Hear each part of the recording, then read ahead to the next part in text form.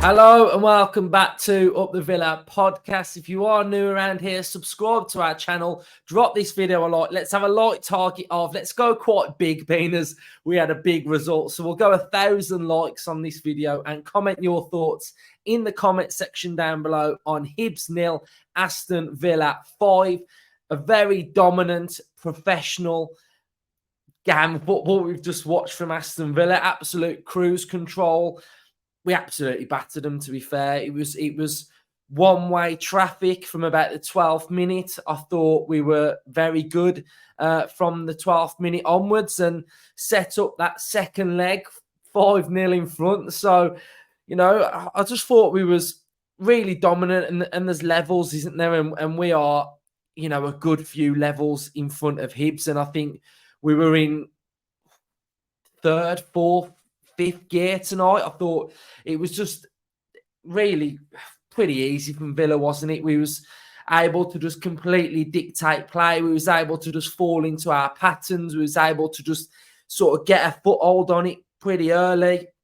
We saw Pau Torres just sort of dictating play from centre-back area, really. And it was just fell into that pattern of exactly how we want to control games. And I think Unai will be very, very impressed with how well we controlled the game. I felt like from the 12th minute, I thought we started to get into our pattern and into how we wanted to play. I thought that before the 12th minute, I thought we was a little bit loose, a little bit sloppy, our touches at times. But from that 12th minute, we just grew into it and just, yeah, cruised it really. I thought there was some good standout performances for some players. Watkins, hat-trick, first goal, glancing header. His second chance he had, it was easier than the one he took away. That glancing header, really. And then, you know, we had Bailey with a header. Watkins again with a header. 3-0 up at half-time. Cruising, patterns, easy. And then second half, we had a goal from Watkins, completed his hat-trick. We'd got a Luiz penalty, no-look penalty. You know, I mean, we've been craving for a penalty taker, and now we've got one that doesn't even look at the target when he takes it. It was such a good penalty. You know, I thought Luiz was tremendous. I thought he was fantastic in the middle. He was calm, composed, silky. You know, just literally ran the show. I thought Carlos was strong. Luca Dean, you know, give him time, give him, you know, the freedom of their pitch, and he can just pick out a pass and pick out a cross, and you know, he can just put it where he needs to, and I think that's what he was able to do.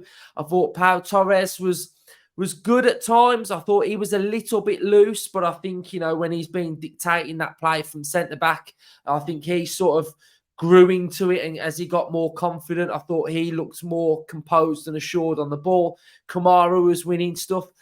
Bit quiet from McGinn. I expected a bit of a blockbuster McGinn performance, but he was a little bit quiet, but I think he did everything that he needed to do. Bailey looked good every time he got on the ball. You know, he started to express himself. Diaby, you know, not just playing further forward, he was tracking back at times and doing some defensive work.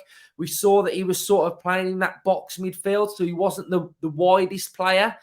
Bailey was the widest player again, and Diaby was just sort of tucking in a little bit as well. But, you know, all in all, I mean, there's not really too much to go into because it was sort of that dominant. But Traore came on and he started doing Traore things. That one moment where he sort of like, well, he cut inside for the penalty and then went back and won the penalty. I thought he did well. And then when he sort of tried to sit the whole of their team down and cutting inside and jinxing, and that would have been a brilliant finish. But yeah, not really too much to say apart from that, really. I think a little bit of a blow that Martinez went off. He did have a little bit of strapping on his right calf, so maybe it was just a bit of a precaution. Olsen came on and sort of made a really good save. Yeah, I mean, I can't go into too much detail because we just played in cruise control, third, fourth gear. So sets up the next tie really nicely. If I had to pick a man of the match, I would probably go Luca Dean or Luis, but I'd probably go for his delivery. I'd probably go Luca Dean in that game. So, yes, it wasn't as difficult as some thought it was going to be. I always expected Villa, once we started to get in our rhythm and just start territorially commanding the game, I always felt like we would have too much for them. You know, like I said earlier, there are levels and we are absolute levels above them, and we weren't even at our best. It felt like a friendly, it felt like a training game, didn't it? So it sets it up nicely. It sets up the next game nicely at Villa Park, 5-0 in front. We're going through, aren't we? I mean, I don't want to hear any Villa fans in the comments saying, oh, you've got to be careful there, what you're saying. I think we're going through, aren't we? So it was a good workout.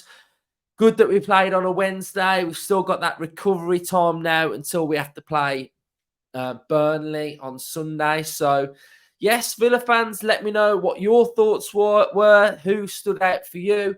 It's great that Watkins was bagging goals. He hasn't scored in the Premier League yet so far this season. So I think for him to sort of get in the team sheet, nice to see Duran coming on as well. I think that was, as long as Duran can just keep getting some minutes as well. Tielemans, when he came on, just looked really assured and composed. And what I liked is that we worked the triangles today. There was really like triangles being worked. It was sort of like intricate playing central midfield, and it was like 1-2, bang, and we were away. So, it was nice to see. It's nice to see the philosophy coming into games like this and sort of just us imposing ourselves. And I think there's not more to say really on a pretty routine 5-0 victory to start off our Europa Conference League campaign. So great to see Villa back in action in Europe.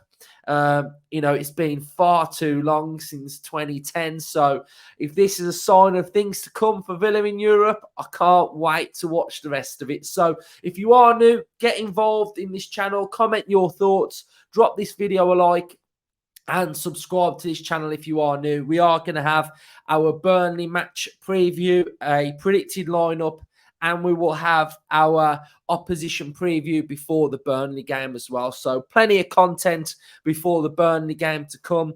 Thanks, everybody. Up the Villa.